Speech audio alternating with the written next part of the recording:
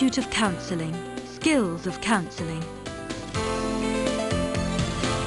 Tape 6, Understanding Skills, Confrontation and Immediacy.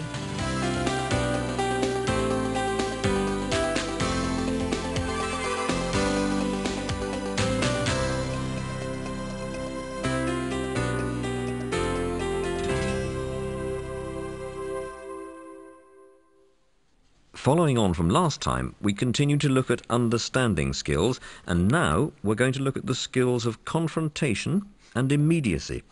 So, confrontation. Now, firstly, we need to be aware that confronting doesn't mean being aggressive or nasty to the client. No, the aim of confrontation is for the client to engage in self-confrontation, facilitated by the counsellor. And the purpose of this is to help the client face up to issues in their lives and then move forward. Now, using tentative statements, we can assist the client in facing up to discrepancies in their perception of things or how they behave. And we can help the client understand the logical results or outcomes of what they think, do, or believe, and we can help them see some of the patterns in their lives which they may be blind to or even not want to see. A mindset of poor me, an unwillingness to take responsibility for their actions, and so on.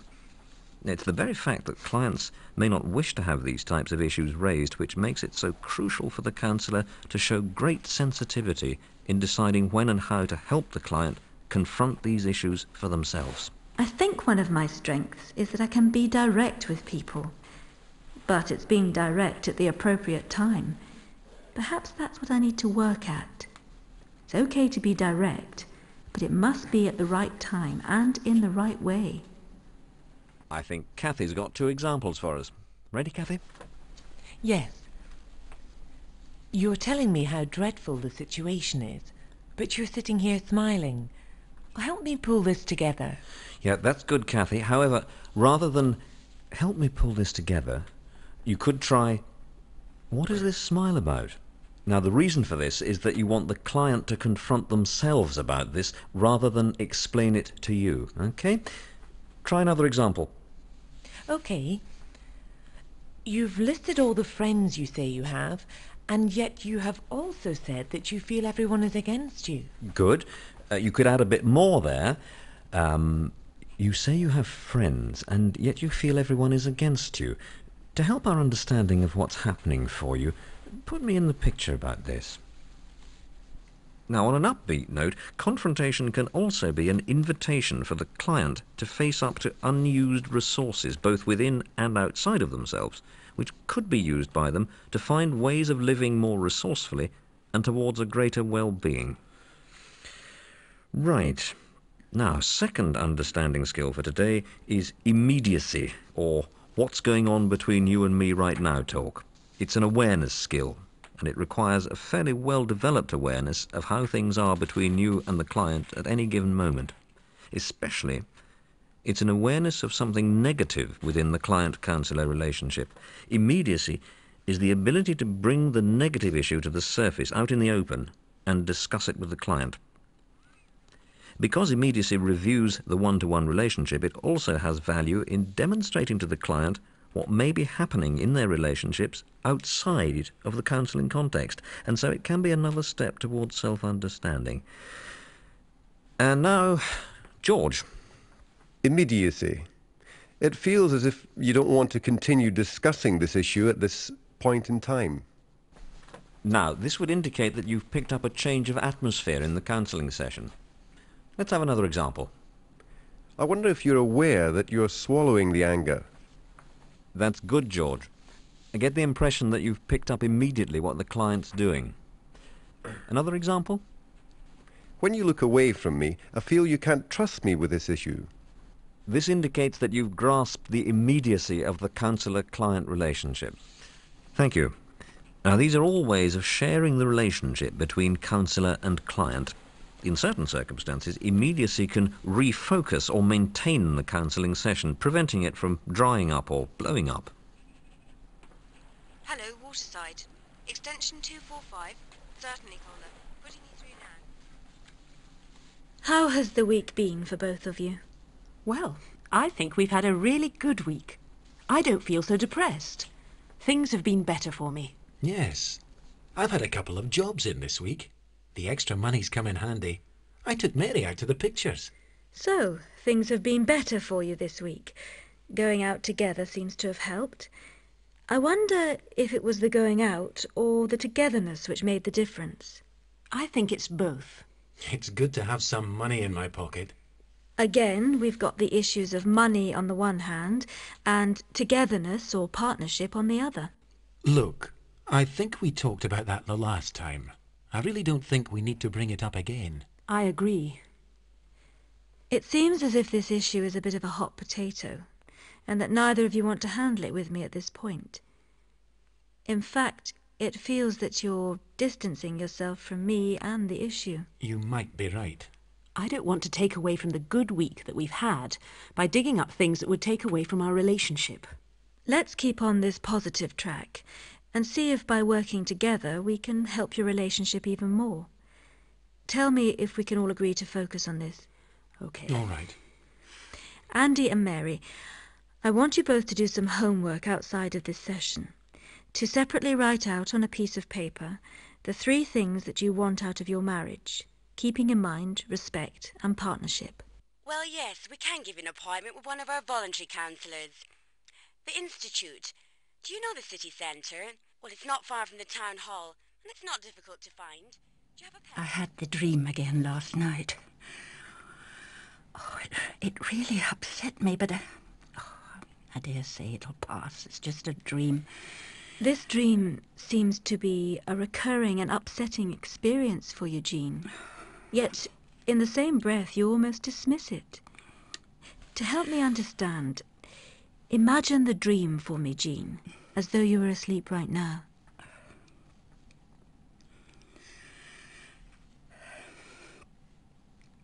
What is coming up for you now? I think I'm realizing it's more of a nightmare than a dream. A bus comes to collect me, and I get in. Well, that's all okay. And then I feel uncomfortable because I can't get off it. I feel trapped inside. The bus goes round and round in circles, and eventually, as I look out, I see high walls and gates.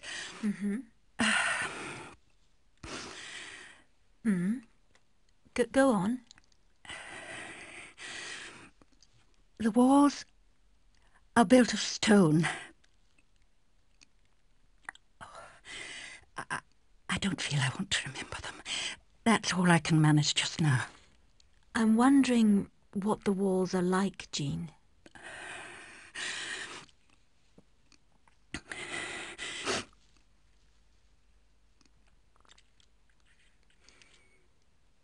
It seems that when I ask you to examine how the walls seem to you, that you somehow distance yourself from them and from me. Yes, because I don't feel I want to look at the walls.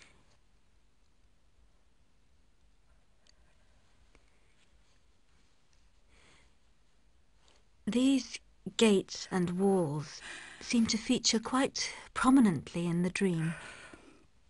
Although it seems for you to be painful, I wonder if you recognize these gates and the wall, Jean. Well, take a few moments to consider them. Oh, they seem familiar. Familiar. Jean, just you take your time now.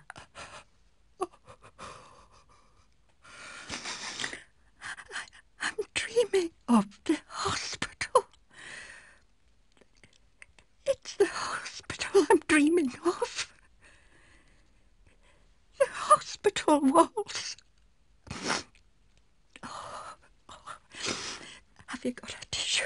Oh, I'm really sorry for crying. Jean, you take your time. Don't worry about that.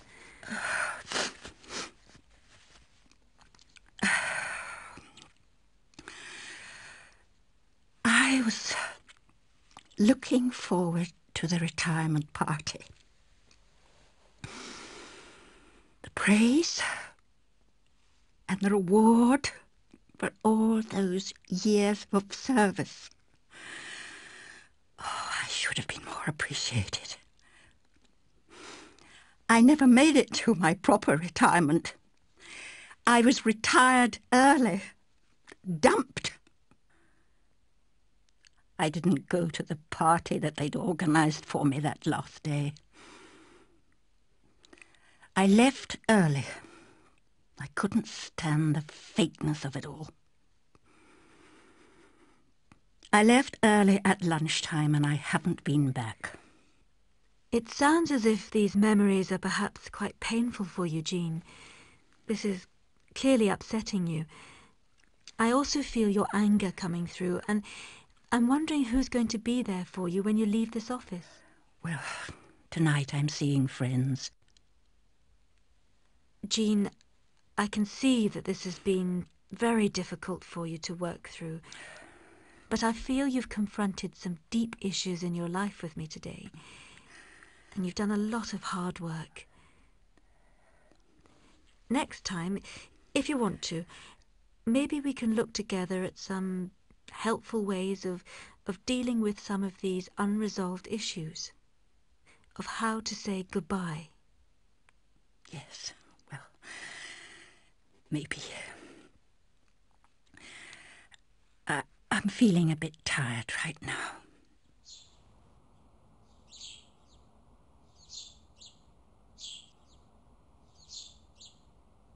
Nazreen, what I'm hearing is the story of the struggle you feel you had.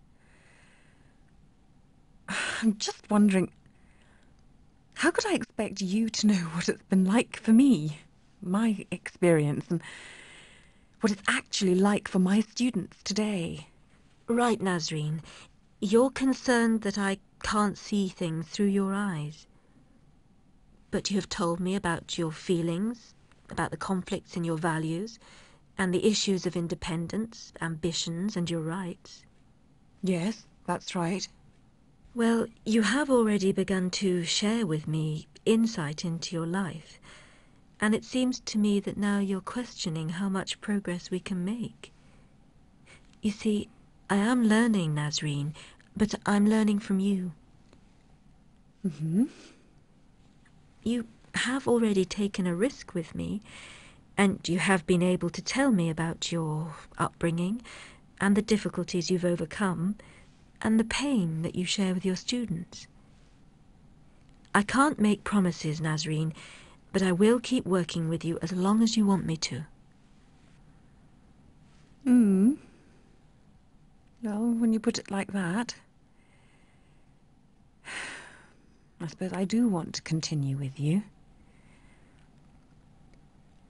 I think there probably is something in what you've said. I suppose that every client of mine, whatever their background, could ask the same question of me that Nazreen did.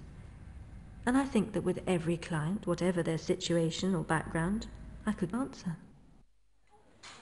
Liz, the other day I saw Mary, and heaven, she almost smiled at me. I was so surprised I thought, I wonder what it is Liz is doing. How's it going? Well, wouldn't you like to know? There is a document on workplace counselling circulated to management, and if you take the time to read it, you'll see that Mary's time with me is strictly confidential.